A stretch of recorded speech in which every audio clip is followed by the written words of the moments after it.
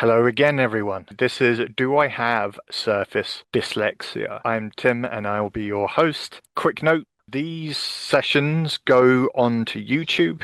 Things like slides, I sometimes get those questions. Those are optional add-ons when you actually book. So if you didn't do that, then those won't be available on this occasion. But bear it in mind for next time in case that's something you're interested in. The videos always go up on YouTube, no paywall. On the subject of my team, here are my people. What makes us exceptional? I'm a member of the team to start with, but in addition, we support neurodivergent individuals in and into work in various ways, including workplace needs assessment and personal coaching and mentoring. Regarding employers, we support them with becoming more inclusive and developing more suitable environments through services such as manager training, system and process audits. Just a couple of the ways. And of course, our lived experience, i.e., the majority of us have a condition or three. In my case, three. Having no forehead apparently being one of them. What do you hope to get out of today? Learning more about Surface. Yes, that's a given. If nothing else today, you will learn more about Surface Dyslexia. Broaden my knowledge. Yep, that is a guarantee as well. You might not like what you hear or the way it's delivered, but you will broaden your knowledge. Better insight about dyslexia so I can understand my friend. Okay, yes, so that one I can actually address because I like to start with a bit of prehistory. So we won't be starting with surface dyslexia, we'll just be starting with dyslexia. So you are in the right place. Connect with the community and learn more. So yes, what is SD? Do I identify with it? Yeah, I will ask that question just after I've explained what it is. I've never heard of surface dyslexia, so I would like to find out. Yes, so the next slide or two should be for you. I have dyslexia, but not heard of. Yes, so this is an interesting one because I always assumed I did have it, but when doing the research for this, I'm thinking, oh, actually, maybe it's not automatically a component. But some of you might feel the opposite. Understanding more about being dyslexic. Yes, hopefully that is a given, but we'll see. Do let me know. Validation. If you mean, is everything all your fault? I can already tell you the answer is no. Beyond that, hopefully you get what you're looking for. To learn more about surface dyslexia in consideration, or that's a good point. Surface dyslexia is not inherently a visual condition, whereas islands is. However, because it still affects the function of seeing, i.e., it's seeing something that's causing the confusion, having islands on top would be a significant challenge. To receive more knowledge and see if it applies somehow to me, yes, good, you're in the right place. Is there a way to diagnose it officially? Yes, absolutely. This is a fully fledged thing and in fact has been for quite a long time. It was broken up into three parts in the 70s. Obviously, it didn't filter into schools and whatnot until much later, but nonetheless is a thing and can be diagnosed. The diagnostic is different from quote unquote standard dyslexia, what's referred to most commonly as primary dyslexia, which most of us probably have. The reason will become clear on the next slide. All right, agenda. Do bear in mind, for those of you that are new, this isn't necessarily in order, because what would be the fun in that? However, we have overview of dyslexia. What is surface dyslexia? How common is it? What causes it? Challenges, and we'll have a conversation there at this time, and strategies around it. Worth noting that dyslexia is lowercase d. I just love a capital. Quiz time. Are individuals with surface dyslexia primarily lexical or non-lexical readers? Another thing I like to do is ask the question before I give the answer. I hope everyone's cool with that.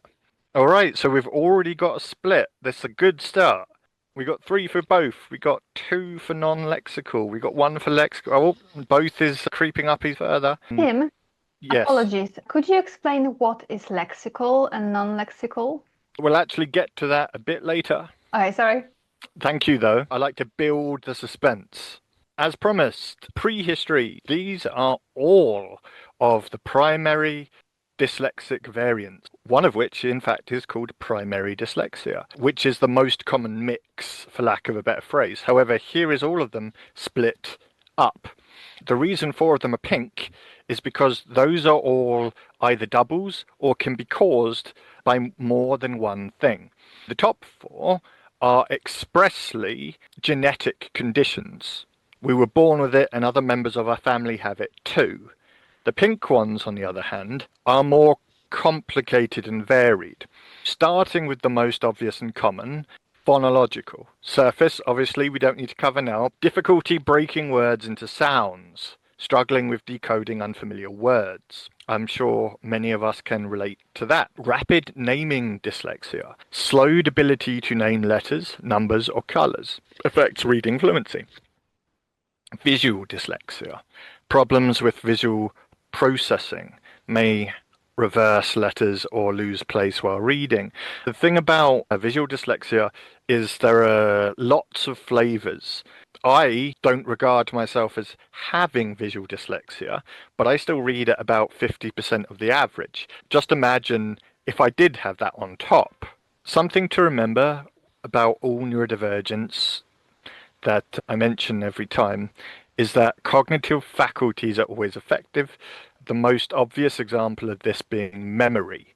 Memory is always a factor, and with surface dyslexia, it's no exception, or any of the others, but we'll be going into detail on the surface today. As for the pink, this is where it gets tricky, because any of the top 4 can be in isolation or as part of a combination. It's very rare for surface dyslexia to be in isolation with genetic dyslexia, i.e. what most of us have. However, it is far more common to be in isolation if it's caused by something else. Again, we get to the pink. Look at double deficit. Combines phonological and rapid naming issues, often the most severe form. This is similar to if you have complex ADHD, i.e. both hyperactive and inattentive simultaneously. Not only do you have more symptoms or traits, but they can also cross, combine, and contradict, not making for the most fun school experience, for example, particularly if you grew up in the 80s or the 90s.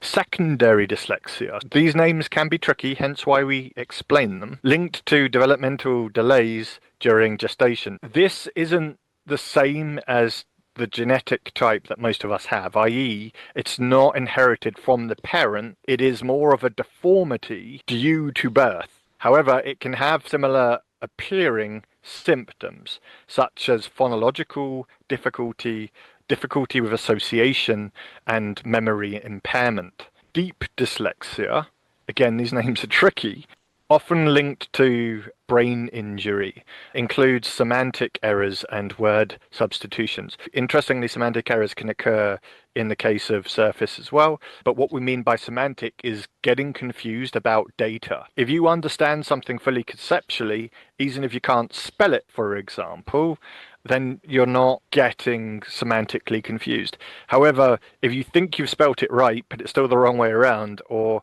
you're getting confused over what it means, this would be semantic errors. Acquired dyslexia or alexia.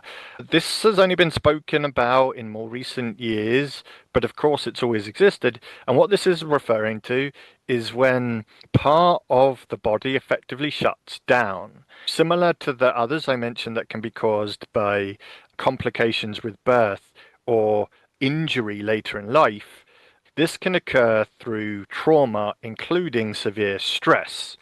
Basically, what it means is, for lack of a better phrase, lights that were previously on go out. This is something that can be intermittent or partially recovered from, but nonetheless is a real thing. Just imagine, for those of us that always quote unquote struggled or felt different, that for the first 15, 20 years of your life, you did not feel that way. And suddenly you have all these challenges. I would say that's worse. Right, hopefully, for those of you that asked earlier, That has gotten a few of you jazzed. All right, now on to the bit you asked for, including Kinga's question. All right, so surface dyslexia is a subtype of dyslexia in which individuals struggle to recognize whole words by sight, particularly those with irregular spellings. Instead of retrieving words pronunciation from memory, they rely heavily on phonetic decoding. They can read regular words like mint, but mispronounce irregular ones like pint. More on that later, named for the surface structure of written words, specifically the orthographic patterns that don't follow regular phonetic rules. The name reflects the difficulty accessing the surface level, the visual specifically, representation of words. This condition is linked to an underactive visual word form area and can occur as a result of brain damage to the left parietal or temporal lobe.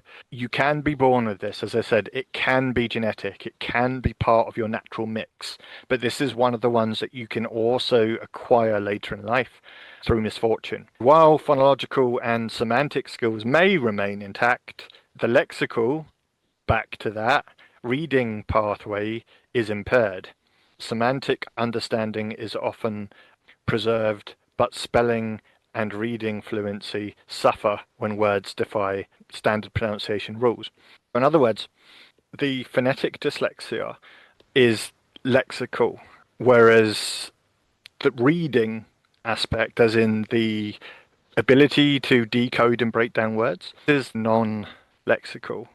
While it is not an uncommon occurrence to manifest in isolation, as I mentioned earlier, as a result of injury, in the case of developmental dyslexia, it is typically coupled with phonological. As a reminder, you can get it in isolation through injury, but normally you wouldn't have it in and of itself on its own through genetics. Lastly, surface dyslexia isn't just about phonetic decoding.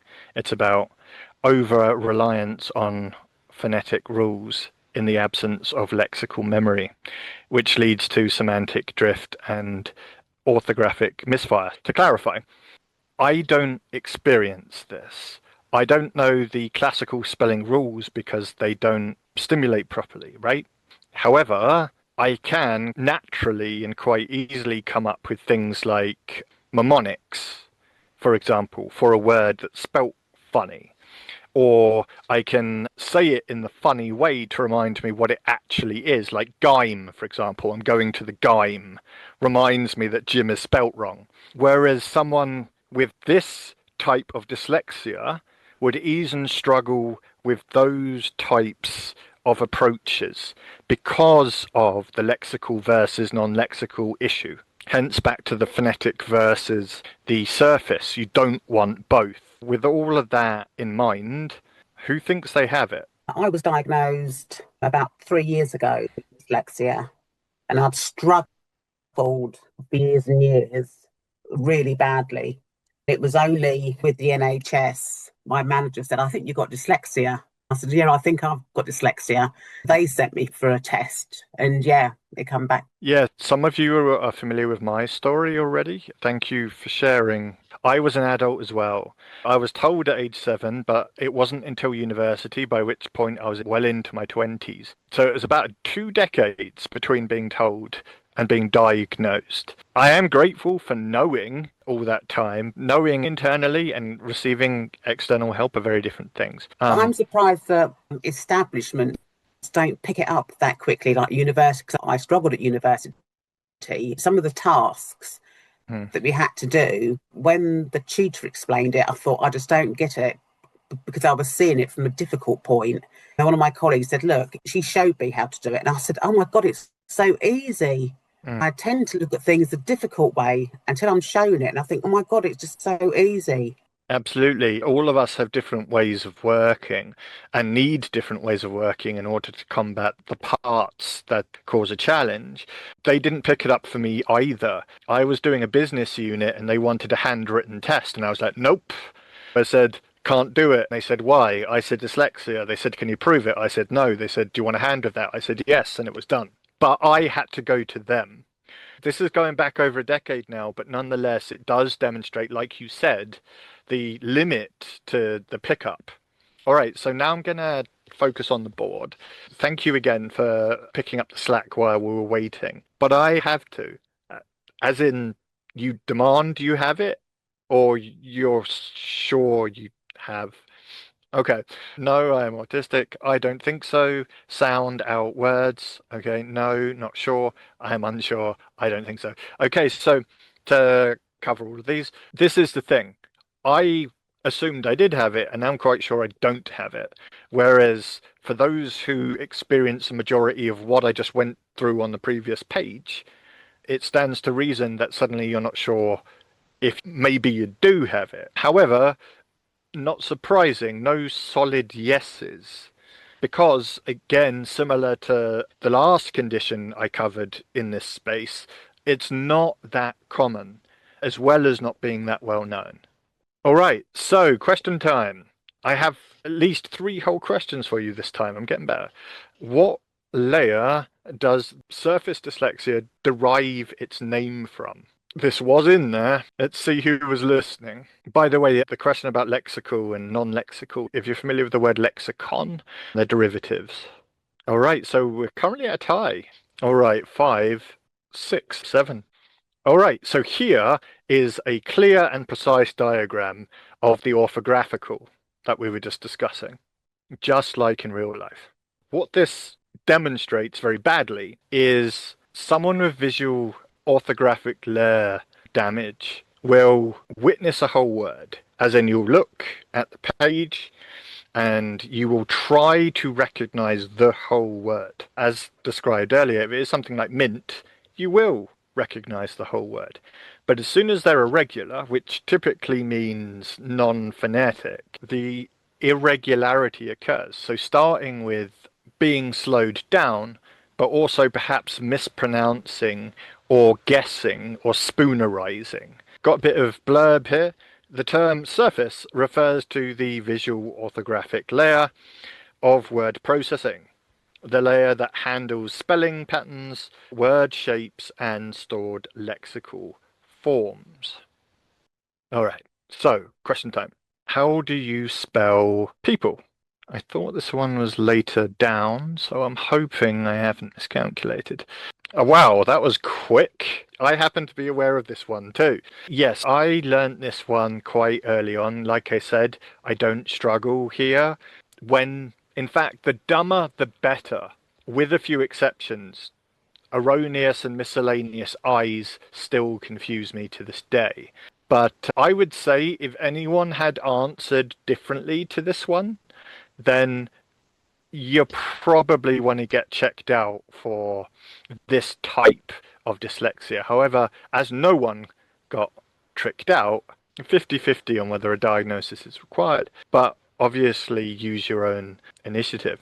What experiences have you had that cross with surface dyslexia? Yeah, so now we're into chat territory. Someone was already brave enough to speak up earlier. Someone's raised an interesting point.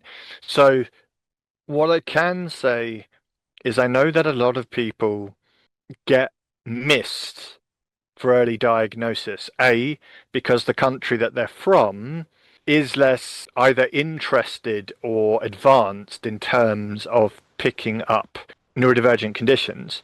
But B, once you get to another country, any issues that you have, they're then assumed it's because you're a dual linguist, right? Gets missed twice. The answer to the question, I only remember combinations in different languages. Yes, it's very possible that is related to neurodivergence. I can't specifically tie it to surface dyslexia, but I would say there is a chance that there's more going on there than simply getting forgetful or mixed up. I have one that popped up direct. I read really slowly and struggle with new words. As I mentioned earlier, I can relate to wholeheartedly. Effectively all versions of dyslexia, as we discussed earlier, include reading issues because it's a literacy-based deficit, for lack of a better phrase.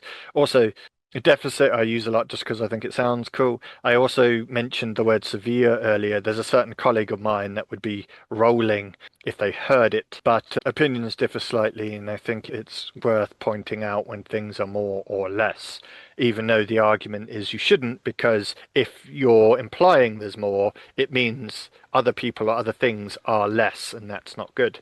But in reality, everything's always moving, and there's no point in pretending it isn't. But going back to your point, as to new words, if it's any new words, that's interesting because again, it could point to one of the more complex versions of dyslexia. But if it's just less common words, that is quite normal. Isn't some people without dyslexia can struggle there? But we will continue to go over the rules for surface dyslexia specifically, and if those seem to fit more and more, then again, it is something to consider. Also, when we get to the suggestions for support, do have a proper listen in case you think you haven't tried any of it yet and it might fit you. Difficulty with oddly spelled words. Yeah, everyone got people, right? Peepl, how is that in any way, shape, or form remotely accurate to the actual word, or at least the pronunciation of the word? I can answer, by the way. It's because it's a combination of Latin, English, and French.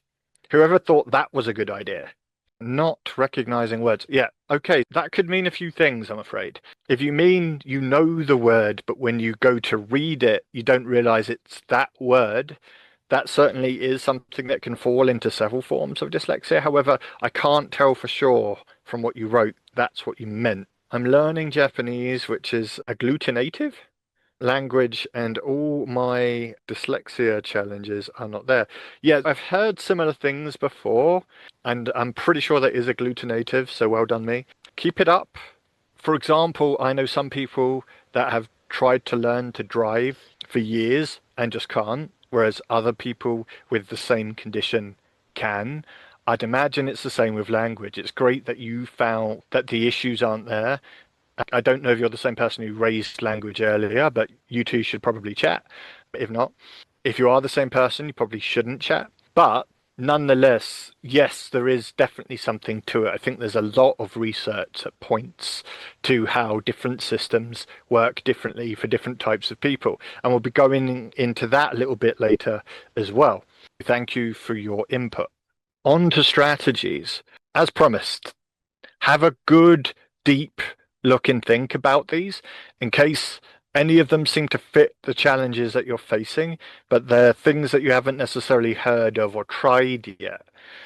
Starting with number one, whole word recognition training focuses on memorizing irregular words as visual units, prioritizes high frequency irregulars like said, yacht, or kernel, uses flashcards, word walls, and repetition to embed words forms. So in other words, practice, you will find that at least half of these translate into practice. However, they all tackle it a different way. Number two, multisensory instruction, MSL, engages visual, auditory, and kinesthetic and tactile channels. Example, tracing words in sand while saying them aloud. Anchors ornithologic memory through sensory reinforcement. The whole some people can't do this and other people can one, right? I argue it's like juggling. Some people just aren't built for it, but for other people, all it is a matter of practice. But there might be a different way that you need to do it. Hence why we've got 8 here rather than just 2 or 3. Also, a session or two ago, someone mentioned how it took them literally years to memorize phone numbers, but they now have all the ones they need purely through that discipline. Something to learn from. Structured literacy programs like Gillingham or Wilson reading system. I will confess I am not familiar with those personally. However, they are here so that you can look them up should you be interested. Explicitly teach sound symbol relationships, but also includes sight word mastery. Remember I said this is multidisciplinary again. Repeated exposure. This one I was referring to with the phone number Example, I cannot stress this enough. The more often you do something, the better you get. It may not feel that way, particularly if there's a gap or it's something that you really don't enjoy, but over time the body really does learn, and the brain also learns how to be faster with the body. No matter how much I practice, I will never be able to read at the same speed as other people. However, I can approximately read fast enough to narrate to you fine people, and that's not necessarily something that I was able to do without practice. Irregular words are practiced beyond mastery to ensure automaticity. Mnemonics and morphological mapping uses memory aids like big elephants can always understand small elephants. I mentioned mnemonics earlier. I can recommend them for people who don't use them. For those who tried them once for 5 minutes a couple of years ago, I would recommend another 5 minutes because they can be a bit tricky at first, but they do work for some, myself included. Breaks words into morphemes to aid. Recognition, unhappy, plus happy. Yeah, so the ability to break, as was mentioned with the lexical versus non-lexical, the ability to break down words, and again we'll go into more detail later, is impaired. Whereas with phonological dyslexia, once you've broken it down, you can actually understand it better. Assistive technology. Everyone's familiar with some form of assistive technology. However, of course, different strokes for different folks. Text-to-speech tools help bypass decoding and reinforce correct pronunciation. Speech recognition software supports spelling and writing. Audiobooks and visual overlays reduce cognitive load. Frankly, I don't think there's anyone who dislikes audiobooks unless it's for stiff upper lip reasons. I'd also like to take a moment to shout out Global Autocorrect, which is a spelling software I swear by. Not cheap, but effective.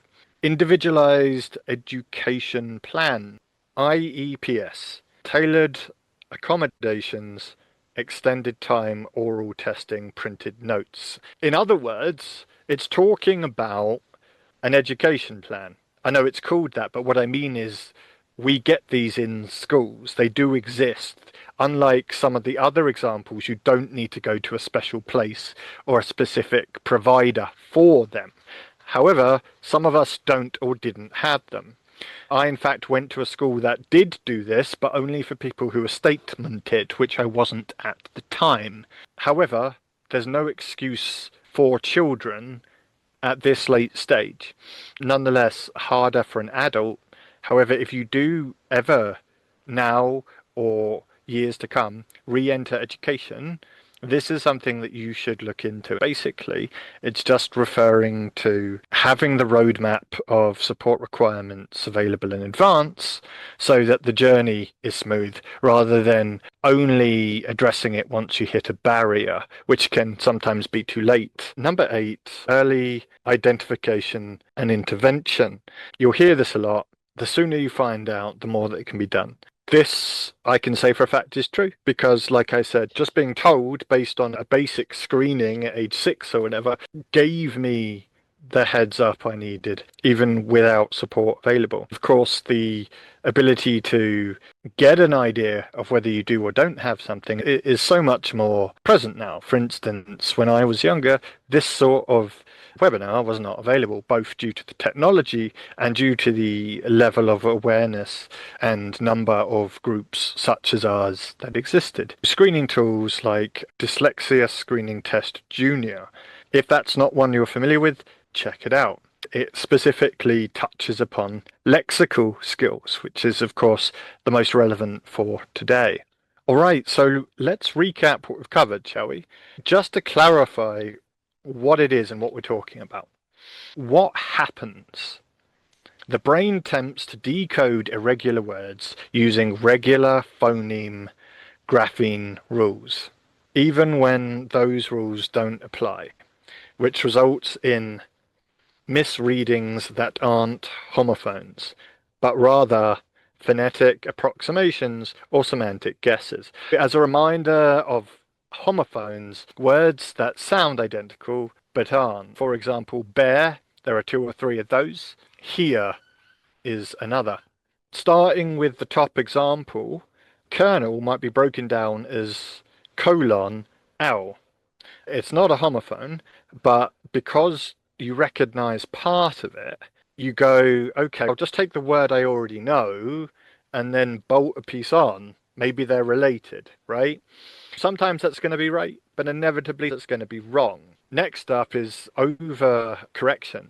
This is one that catches out most of us to this day. Is it a double or is it a single? As I mentioned earlier, not being able to follow the rules is a very common trait of any form of dyslexia, in fact, any form of divergence.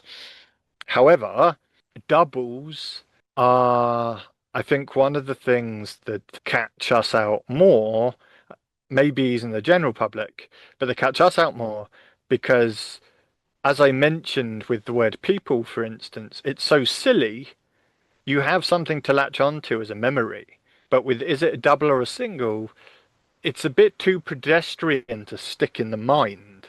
Once again, relying on memory doesn't work there. As expressed in the earlier prose, relying on memory is a big part of Surface Dyslexia approach.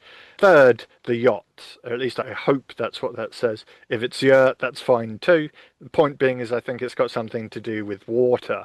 Invented pronunciation based on spellings. What this is saying is creating a word that didn't exist, for lack of a better phrase. I did that last night, in fact. I just can't remember what it was. Oh, yes, I do. We'll get to that. Explanation. The lexical route, back to that, whole word recognition is compromised. Kinga, hopefully you're now full circle. The non-lexical route, phonetic decoding, takes over, but it's not enough for irregular words. Again, those with surface dyslexia are utilizing natural techniques, but not effective ones. A lot of us, of course, can relate, even if we don't have it, because our Spokey profiles dictate that there are going to be areas that we just can't breach through gumption alone. Non-lexical route, phonetic decoding takes over, but not enough for irregular words. The result is a kind of semantic confusion. Back to that, I mentioned semantics right at the beginning, referring to the understanding of what something actually is. Back to the pint example, we all know what a pint is, but you might be staring at pint on the page and not understand that you understand. Okay, the reading list. For anyone who is so fascinated by this, they want to do a deep dive history. As promised, it started in the 70s. So this one at the top introduced the classification of dyslexia split into 3 parts. And come to the 90s, we have comprehensive clinical text that includes detailed case studies on acquired dyslexia, which includes surface dyslexia. As mentioned, this is a type that you can get genetically, but also through other means. Then we move to 21, a bit more contemporary. They are proposing that not just the one area that was identified back in the 70s is the cause or main concern of surface dyslexia, but in fact only one of 4. Basically, it's opening up a new route of research, right? Again, if you're interested in that, something to pay attention to. Lastly, here's all the top surface information you might need. Blog, basically. An updated article that goes all around the houses, in similar to what we did today, just in written form. Okay, so we are starting to wrap up. I'd like to ask, what has been your takeaway today? What is the thing that you're going to use, or are glad to know, or intend to share, and so on? Anything will do. I'm just curious to see how this went down and what the value was. Here we go. Lots of different types of dyslexia, useful strategies. Yes, I'm glad. Basically, you really enjoyed the beginning and the end. I'm not sure how to take that, but thank you. Let's see if there's anyone else. All right. Knowing that surface dyslexia is an official subtype and how words can be interpreted. Unofficial subtype. Apologies, April. Thank you. You're welcome. I think I may have confused you, April. Surface dyslexia isn't unofficial. I mentioned that you absolutely can get diagnosed for it. It's a rarer subtype because A, it's usually buried under phonological dyslexia in the case of being inherited, therefore is more common in terms of later trauma, but absolutely a real thing. By real, I mean medically recognized.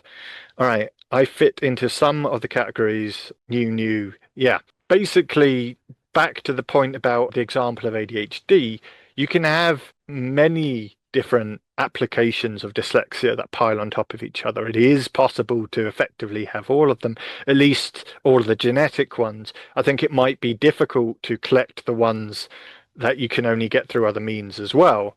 But nonetheless, having various types, remember the memory element, whilst different, affects all neurodivergence and all types of dyslexia. I'm still a bit confused, but this is a good thing, so I will do some research of my own. Yeah, apologies about that. Feel free to be clearer on what you're confused on, and I might be able to break it down. But otherwise, hopefully you have enough to apply your research at least. I'm diagnosed with ADHD, and I think there may be some dyslexia in me. Yeah, definitely possible. But again, if you have a complex condition already, sometimes that can describe it. However, ADHD crossing with dyslexia is very common. Workplace needs assessment. For those who don't know, if you're in work and need support, while it's not a quick process, the government can support you potentially. The assessment required in order to access that support is something that exceptional individuals can help with. So do get in touch if that's something of use to you. Please do feel free to jump on LinkedIn. The visual word form area is a part of the brain. So do feel free to look that up as homework. Not a question, but to clarify, it was me that said that I was still confused. It was just a lot of information. That's all it was. It was not a slight on you. It's a me, not you. I really appreciate you speaking up. It's a lot to take in, isn't it? Yeah.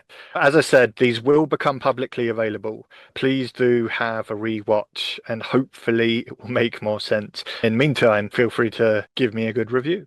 That's us for the day, it would seem. Thank you all for coming. Hopefully this has been informative. I believe it will be my colleague Ruth Ellen taking the next one. Good day to all.